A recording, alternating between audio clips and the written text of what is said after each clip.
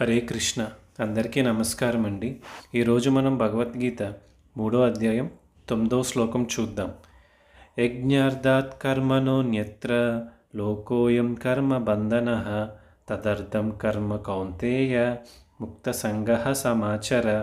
అర్థం: విష్ణువు కోసం యజ్ఞరూపమున కర్మను చేయాలి, లేకపోతే ఈ భౌతిక జగత్తున కర్మ బంధకారం అవుతుంది. అందుచేత ఓ కుంతిపుత్ర, విష్ణు ప్రీత్యర్థమే నీ విద్యుక్త ధర్మములను నిర్వర్తించు. ఆ విధంగా నీవు బంధముల నుండి సదా విముక్తుడివై ఉంటావు అని శ్రీకృష్ణ భగవానుడు అర్జునుడితో అంటున్నారు. ఈ శ్లోకంలో యజ్ఞం కోసం కర్మను ఆచరించాలని చెప్పారు.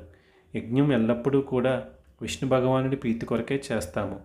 కాబట్టి మనం చేసేటటువంటి ఏ పనైనా కూడా ఆ శ్రీకృష్ణ భగవానుడికి అర్పిస్తూ మనం చేసినట్లయితే మనకు ఎటువంటి కర్మ ఫలితాలు అంటే పాపపుణ్యాలు మనకు ప్రాప్తించవు. ఈ విధంగా మనం కర్మలను ఆచరిస్తూ ఉంటున్నప్పుడు క్రమక్రమంగా శ్రీకృష్ణ భగవానుడి పట్ల మనకు ప్రేమ కలుగుతుంది.